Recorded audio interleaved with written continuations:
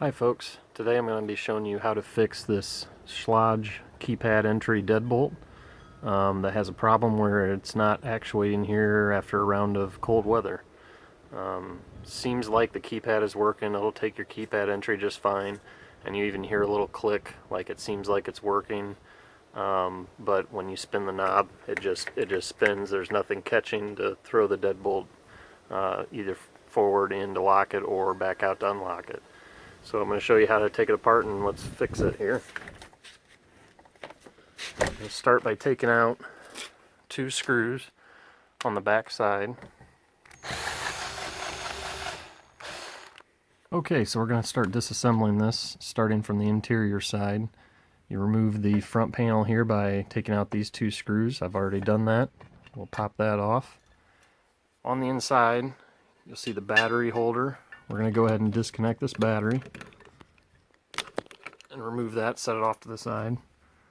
Next thing you'll see is this connector, which connects the battery on the back side here to the smarts on the front side. We're going to go ahead and disconnect that as well.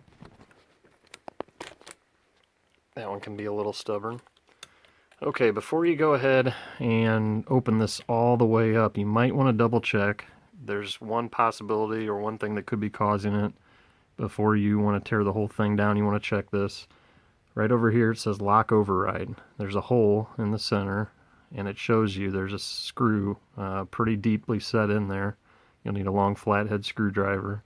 You can check to see if it's horizontal, which means normal operation where the keypad entry unlocks it, or vertical is a lockout where even the keypad being entered correctly won't allow it to turn. Mine was in the horizontal position, so I know that's not the problem. So I'm going to continue going deeper here. The next thing I'm going to do is remove these 2 screws on the side of the center drum.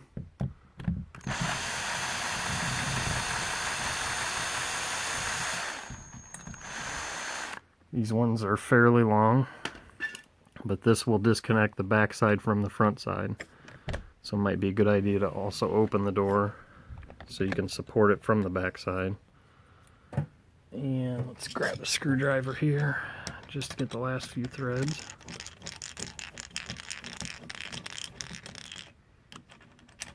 And a little magnetic screwdriver helps to pull that out.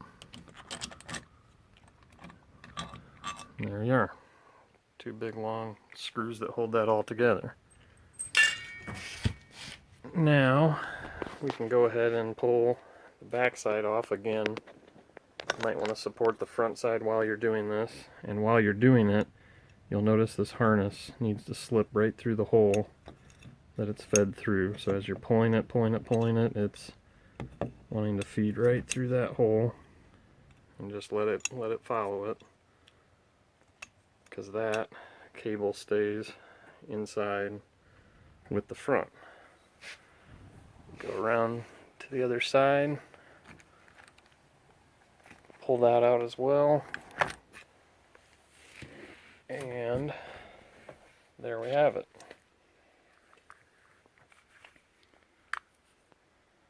So, whole thing is out. I'm going to leave the deadbolt in, no reason to take that out, and we'll take it over to the workbench. Okay, so we're back here at the workbench. We got our 2 pieces, plus I brought the battery over. I'll show you why in a minute. The meat of our problem is going to be in this unit, the actual keypad that faces the exterior. We're going to go ahead and get into this unit, or into this side here. There's 6 screws, 1, 2, 3, 4, 5, 6. They are a Torx bit T15, and we're going to go ahead and remove those.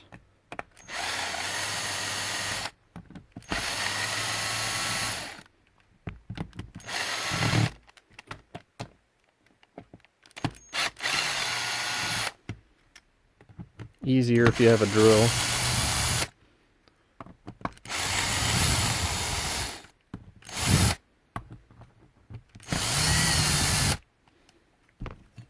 Okay, so that's going to allow the front face here to come off. I'm going to turn it over, and looks like I got to get the last few threads on some of these.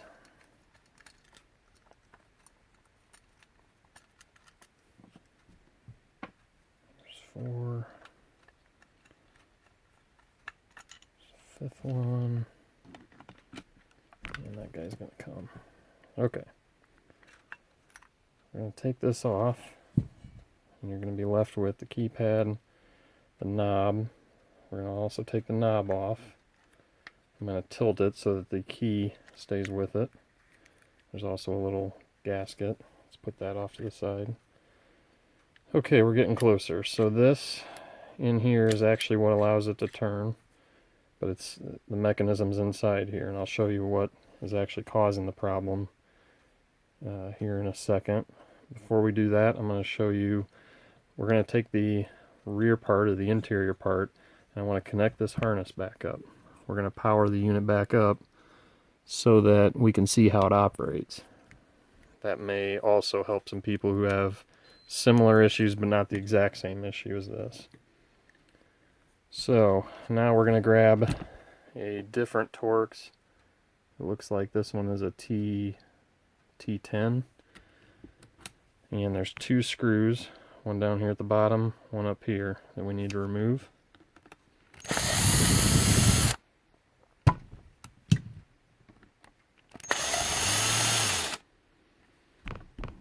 Okay, now that we got those 2, this front panel here, plate, will come off.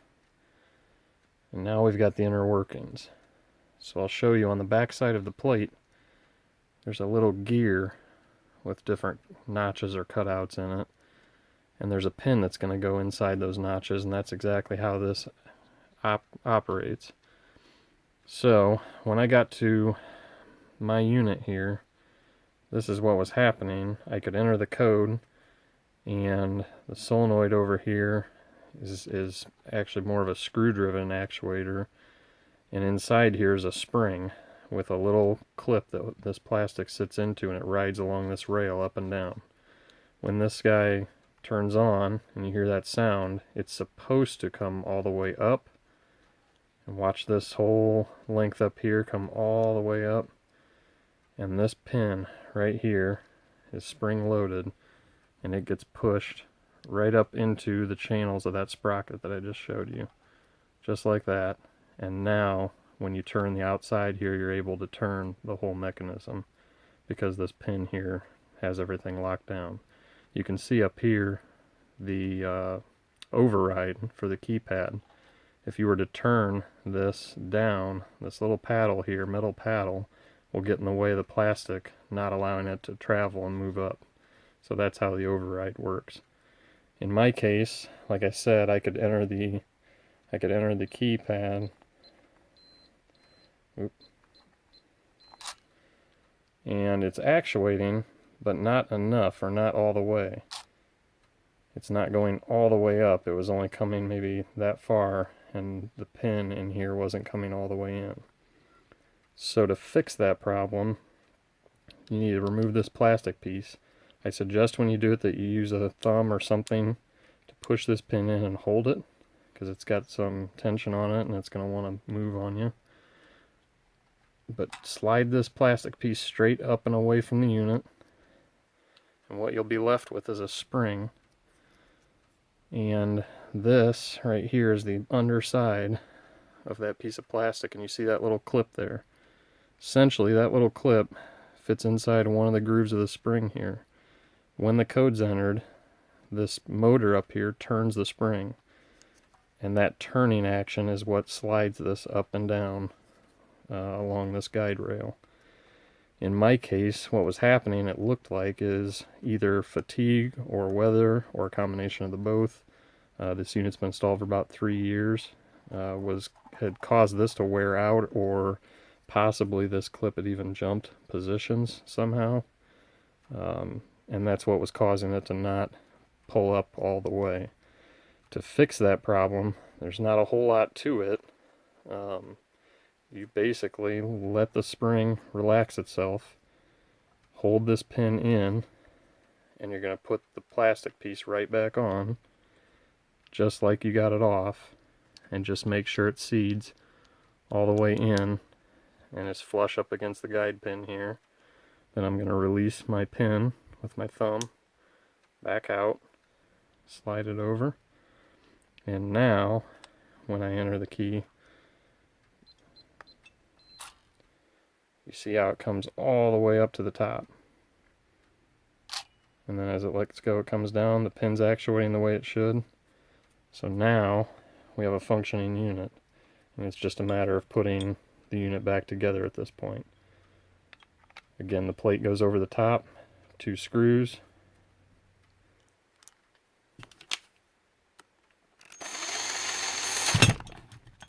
Careful, make sure you hold on to it if you give it a lot of torque.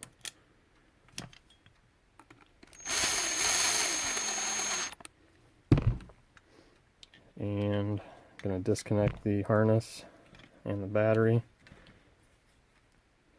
from the interior side.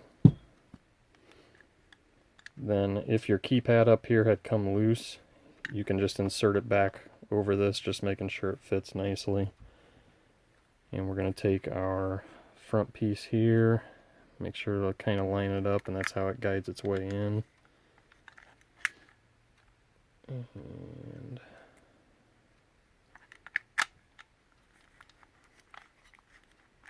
there it is. Now we're going to put our front cover back on. Just make sure it doesn't pinch any of the buttons up here. Flip it back over.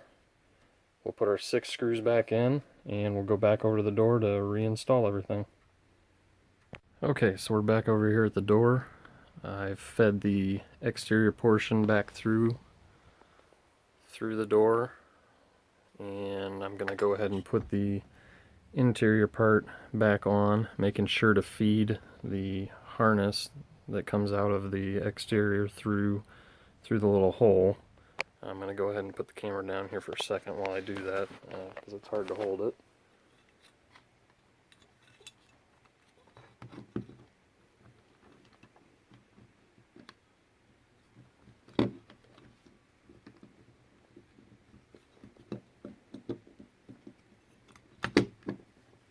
And I believe the instructions for installing this are probably on Schlage's website as well, because at this point we're back to just normal installation. We're going to need those 2 big long screws. Will go in these holes, and we'll get those locked down in there. See if I can hold this all at the same time.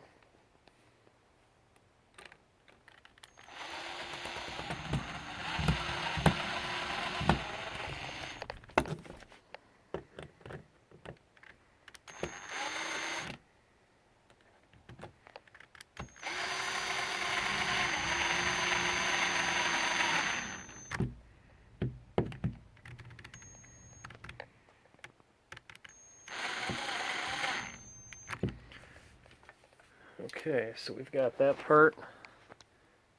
Now it's just a matter of connecting the little wire harness again. Back up. Put the phone down again.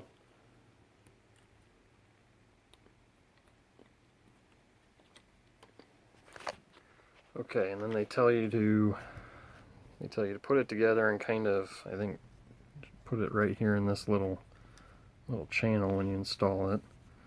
Go ahead and pop the battery in here.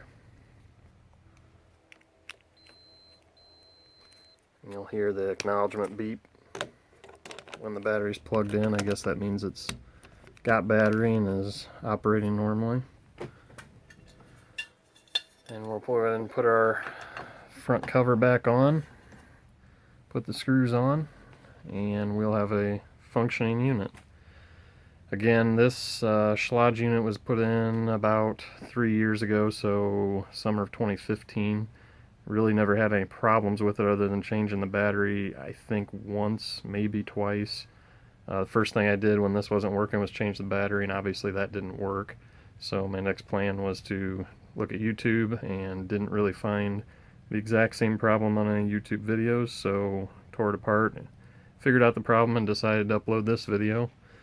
It was actually harder to reset the spring to a bad position for this video than it was to fix it. Really, the fix of just pulling that plastic piece out and putting it back in was pretty straightforward. So I hope this helps out anybody who's having a similar problem with their Schlage Keypad Deadbolt in the cold weather. Thanks.